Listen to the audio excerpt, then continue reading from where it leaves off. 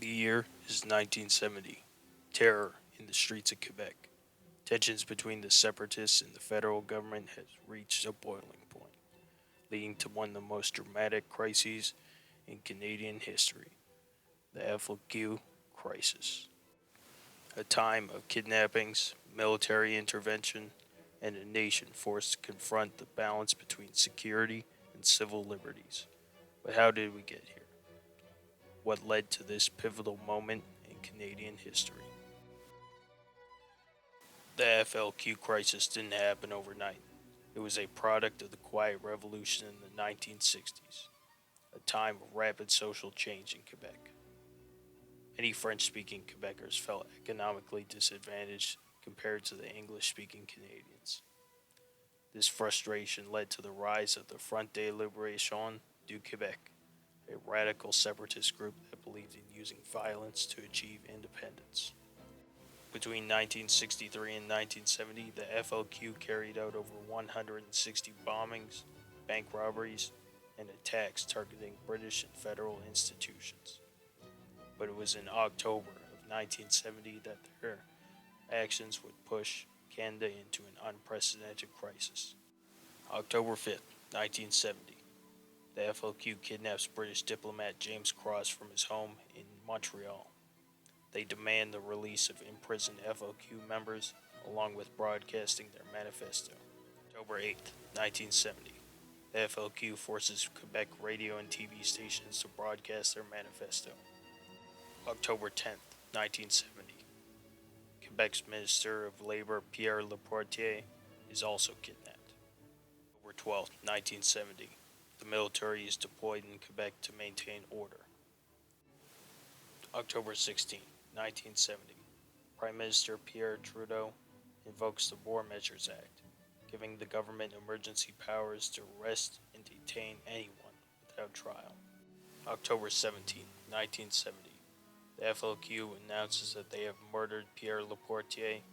Later that day, his body is found in the trunk of a car. November 6th, 1970, the first FLQ members are arrested. December 3rd, 1970, James Cross is released in exchange for a safe passage of 5 FLQ members to Cuba. December 28th, 1970, the last FLQ members involved with Laportier's murder are arrested, marking an end to the crisis. The FLQ crisis shook Canada to its core.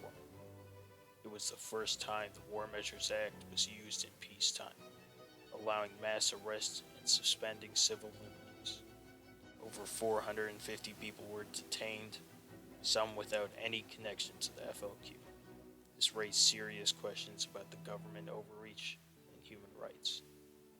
However, the crisis also exposed the reality of domestic terrorism in Canada and shaped future responses to extremism, fueling Quebec's independence movement and leading to the referendums in 1980 and 1995. The FLQ faded out by the early 1980s, most of its members either arrested or exiled to Cuba. When questioned about the drastic measures, Pierre Trudeau famously responded with, "Just watch me." This became one of the most iconic quotes in Canadian history. The FLQ crisis was the first time the War Measures Act was invoked during peacetime. Previously, it had only been used during world wars. The FLQ was fueled by economic inequality. In the 1960s, French-speaking Quebecers earned significantly less than English-speaking Canadians. Many felt alienated due to economic disparity, leading some to take radical action. The government's response showed the need for better counterterrorism strategies, as local police were poorly equipped to handle the threat. The FLQ crisis changed Canada forever, with both positive and negative outcomes. Strengthened federal security and intelligence efforts, helped establish clearer counterterrorism policies, led to Quebec receiving more equalization payments, reducing the economic disparities that started the crisis.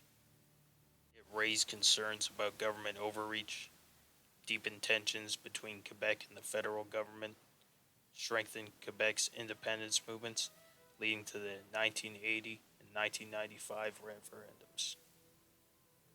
The FLQ crisis left a lasting mark on Canada.